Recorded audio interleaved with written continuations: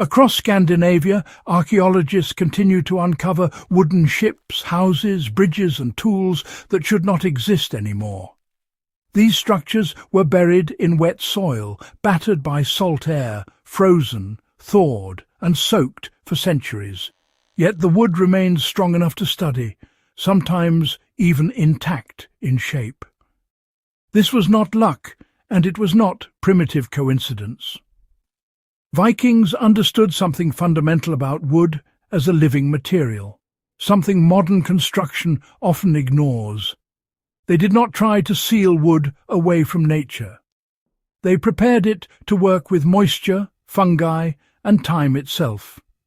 If you want to understand how wood can survive generations instead of decades, you have to understand what the Vikings did before the first plank was ever used.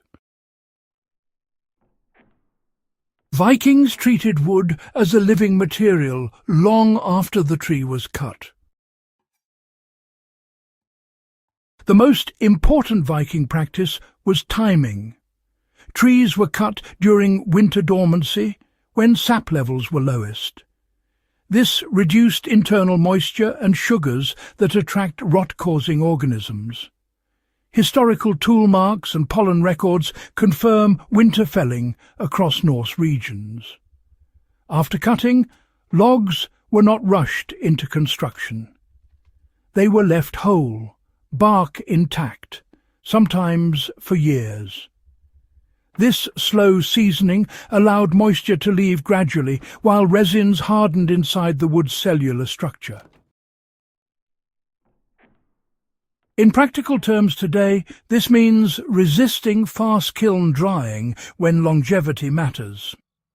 Air-drying lumber under cover for extended periods produces wood that behaves more like historical timber, especially for outdoor or load-bearing use. Now, let's talk a bit about charring and tarring techniques. These methods, were essential in Viking woodworking.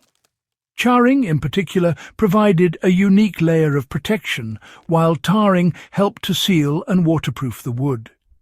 Together, these techniques really extended the life and durability of Viking ships and buildings, making them, far more resilient against the elements.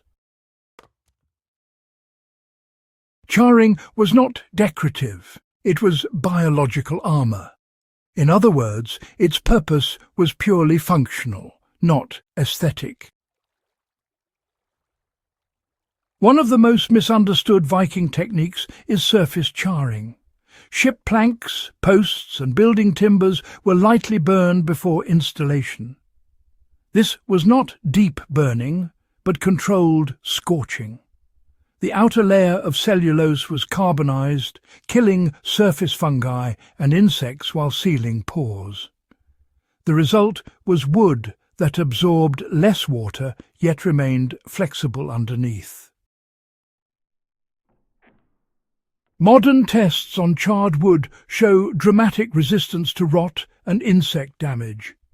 This same principle is found in Japanese shosugi ban, but Viking charring actually predates it by centuries.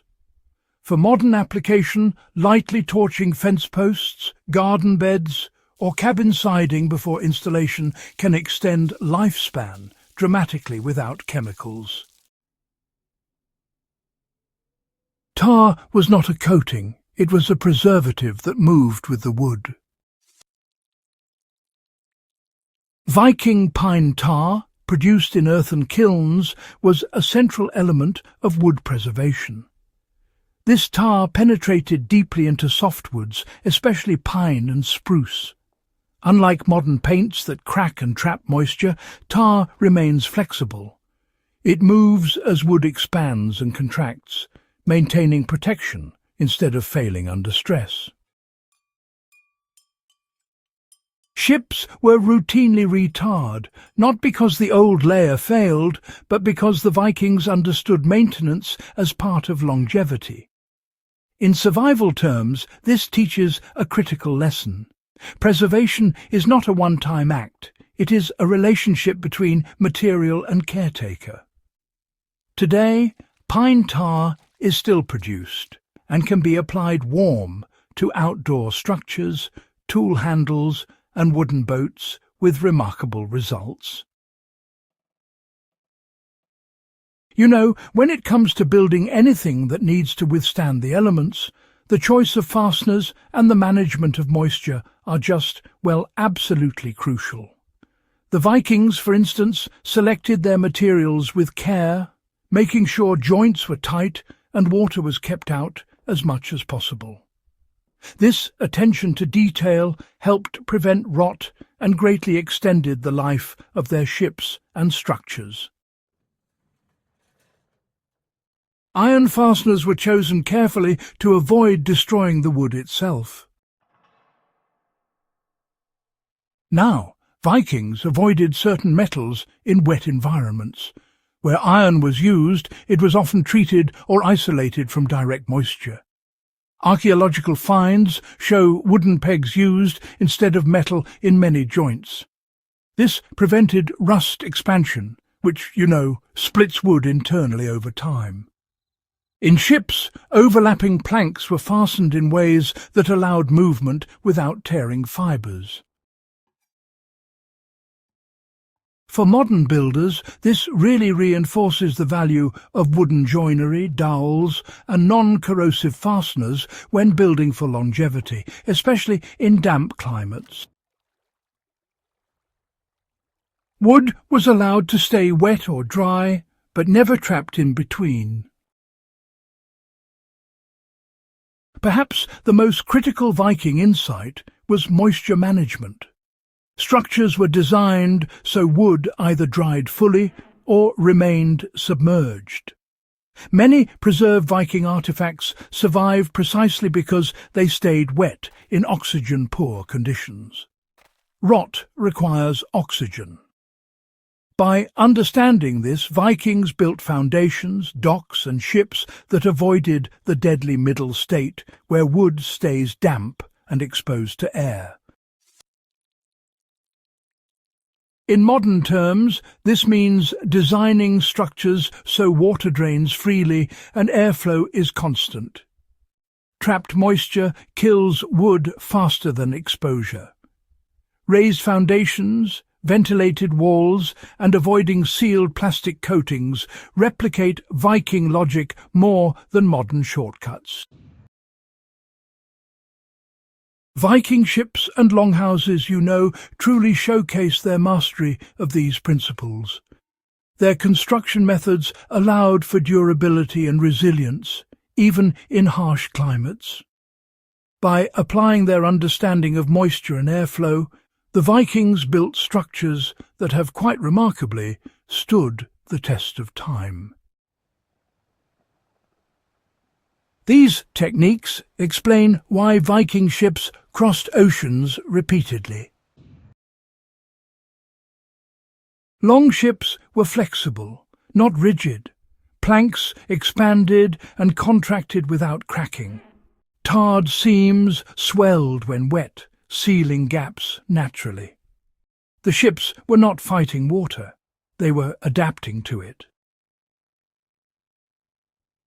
This same philosophy allowed Viking houses to last generations, especially turf-roofed longhouses where wood was protected by controlled moisture and insulation.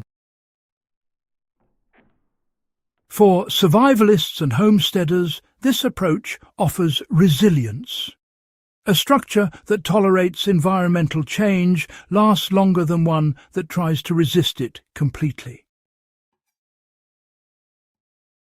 You know, it's interesting to see how these age-old methods still find relevance today.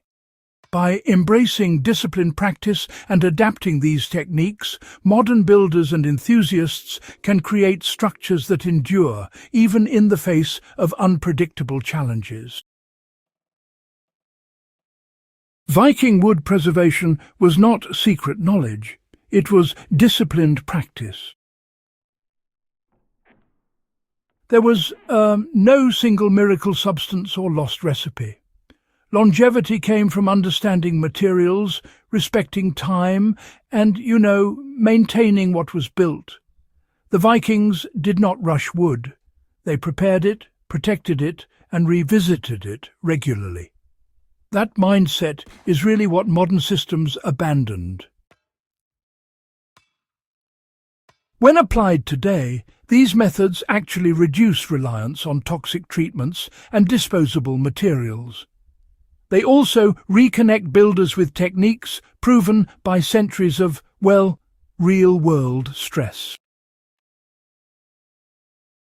Subscribe again before you leave, because honestly, understanding the past is how we build things that last. If this breakdown helped you see Viking engineering as practical knowledge rather than myth, subscribe to Past to Live for more deep historical analysis grounded in real-world application. Share this episode with anyone who believes ancient builders had nothing to teach modern survival and construction. The past is not behind us. It is, in fact, waiting to be used.